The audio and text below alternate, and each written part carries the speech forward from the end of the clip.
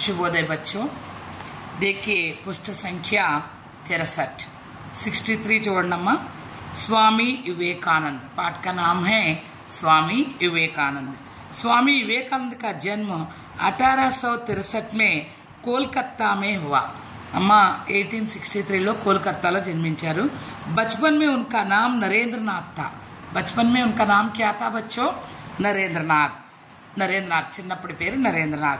स्वामी विवेकानंद बचपन से ही आध्यात्मिक ज्ञान के भूखे थे।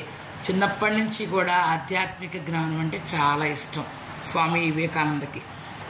अपने इस आध्यात्मिक ज्ञान की भूख को शांत करने के लिए वे रामकृष्ण परमहंस के पास गए।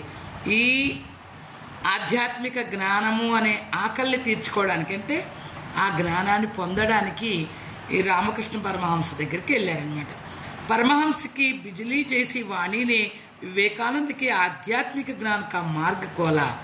परमहंस యొక్క విద్యుత్ లాంటి ఆ వాణి అది వివేకానందుడికి ఆధ్యాత్మిక జ్ఞానానికి ఒక దారి చూపించింది। परमहंस के सत्संग से विवेकानंद ने यह जान लिया कि लौकिक सुख भोग क्षणिक है। రామకృష్ణ పరమహంస యొక్క సత్సాంగత్యంతో వివేకానందుడు ఏం తెలుసుకున్నాడంటే ఈ లౌకిక సుఖభోగాలన్నీ కూడా క్షణికమైనవే, లేకిన్ ఆత్మానుభూతి కా ఆనంద సత్యం। కానీ ఆత్మ అనుభూతిని పొందటం అనేది నిజం। ఆత్మానుభూతి కా ఆనంద ప్రాప్త करने का मार्ग సన్యాస్ है। ఆత్మానుభూతి ఆనందాన్ని పొందాలి అంటే ఒకే ఒక మార్గం సన్యాస మార్గం। इसलिए वे సన్యాసి బనే। అందుకనే ఆయన సన్యాసి అంటే అన్ని పరిత్యజించడం అన్నమాట। భౌతిక సుఖాలన్నీ పరిత్యజించిన వాళ్ళని సన్యాసులు అంటారు। అలా అయ్యారు। फिर ज्ञान की प्राप्ति के लिए हिमालय की ओर निकल पड़े। జ్ఞానార్జన కోసం హిమాలయాల వైపు బయలుదేరారు। हिमालय के वापस आने के बाद वे देश के कोने कोने में भ्रमण करके उपदेश देने लगे।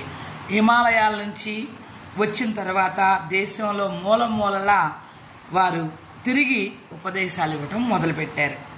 उन्होंने भारतीय युवकों को उपदेश दिया कि अपने को भारतीय कहने में गर्व का अनुभव करना चाहिए।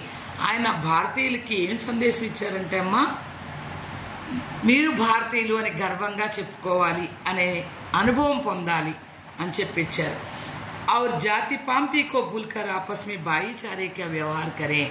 కులాలు మతాలు జాతులు ఇవన్నీ మర్చిపోయి అందరూ కూడా ఒకళ్ళకొకళ్ళు సోదర భావంతో ఉండాలి అని చెప్పి వివేకానందులు ఇచ్చారన్నమాట। వివేకానంద కొటేషన్లు ఇప్పటికీ చాలా ప్రసిద్ధి చెందినాయి। నిజంగా అవి చాలా అనుభవంతో కూడుకుని చెప్పినాయి అన్నమాట।